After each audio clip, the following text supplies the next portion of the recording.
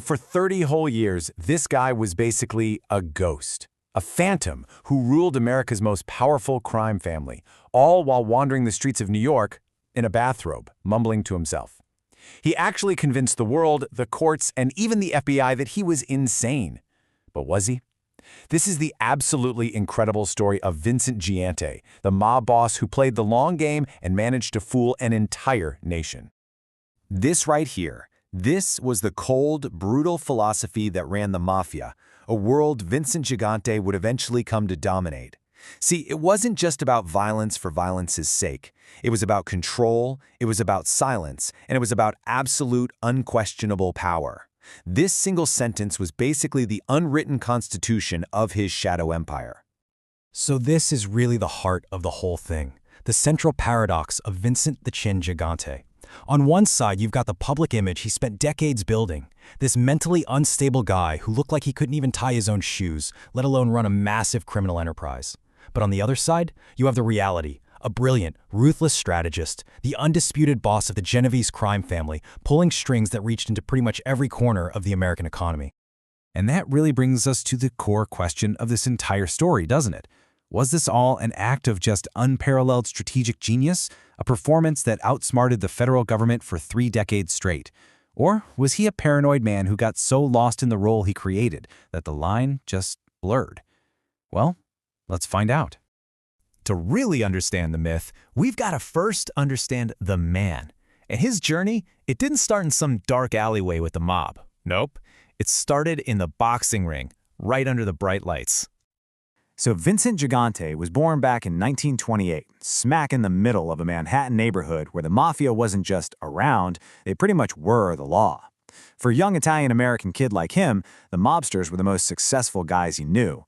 And Gigante, he was gifted, he was sharp, and he was built like a brick house. He decided to channel that strength into a legitimate career, professional boxing. And listen, he wasn't just some local tough guy in the ring. He was the real deal.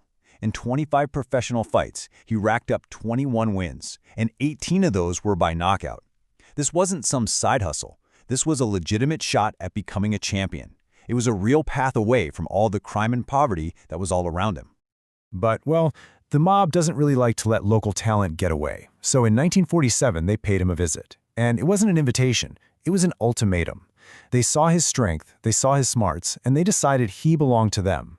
When he tried to refuse, they threatened his career, his family, his life. The choice was basically made for him. His dream of being a boxing champ died right there, and a new, much darker path opened up.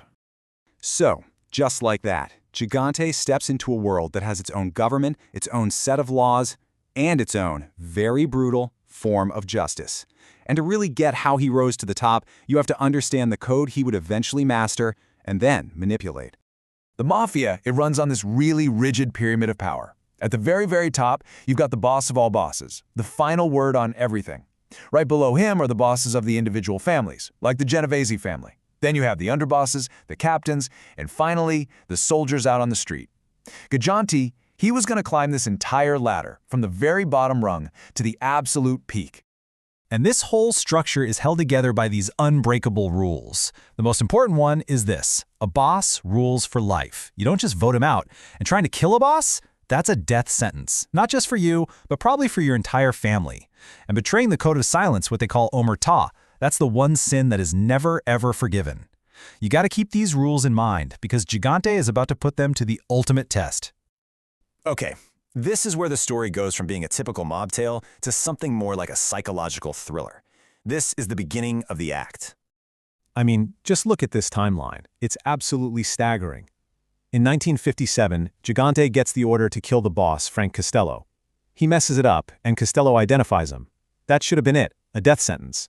But instead, just 2 years later, Gigante starts his crazy act and gets a court to declare him mentally unfit. By 1969, he's secretly running the entire Genovese family, and by the 90s, he's this local spectacle in Greenwich Village they're calling the Odd Father. The performance went on for over 30 years. So how in the world did he pull this off? He basically created his own law of silence, this extreme, paranoid version of the Mafia's code. His goal was to make himself a complete ghost, to run the entire family without leaving a single fingerprint. His methods were all about pure invisibility. You were forbidden from even saying his name. If you had to refer to him, you'd just touch your chin, a little nod to his nickname.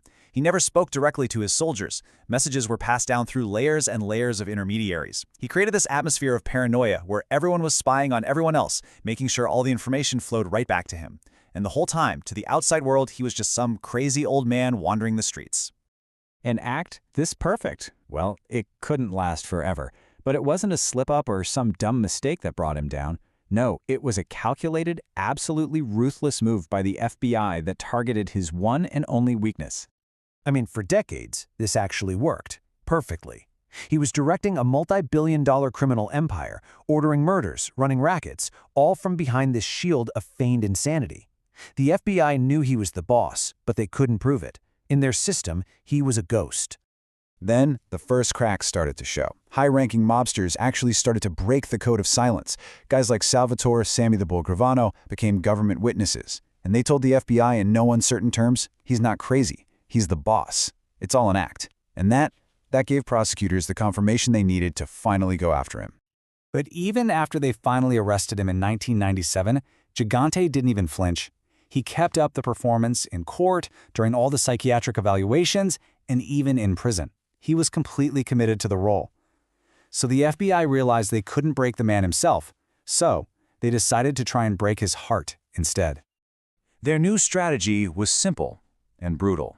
They built a case, not against Vincent, but against his son, Andrew, who'd been acting as one of his messengers. They put together a mountain of evidence that proved Andrew was deep in the family business, acting on his father's orders. And then came the checkmate. They walked right into his cell and laid out the offer. Admit the truth and your son serves 5 years. Stay silent and he gets life. It was an impossible choice. He could stick to his 30-year lie and watch his son go to prison for the rest of his life, or he could sacrifice himself to save his boy. The brilliant strategist was finally completely trapped. So after a lifetime of silence, of pure deception, Vincent Gigante was forced to speak the truth. And in that one moment, the entire world he had so carefully built came crashing down around him. And this is the moment the mask finally came off. He sat across from the prosecutor, dropped the whole act, became completely lucid, and said this. For the first time in over 3 decades, the calculating, intelligent mob boss was finally visible. The performance was over. So he pleaded guilty, admitting the entire performance was a calculated lie to obstruct justice. He was sentenced for racketeering and ended up dying in prison in 2005. But his fall was so much more than just the end of one man. His extreme paranoia and secrecy, that was a direct reaction to the FBI's powerful new RICO laws. By finally bringing him down, the government proved that even the most invisible Don was vulnerable, and it really signaled the beginning of the end for the American Mafia's old world power.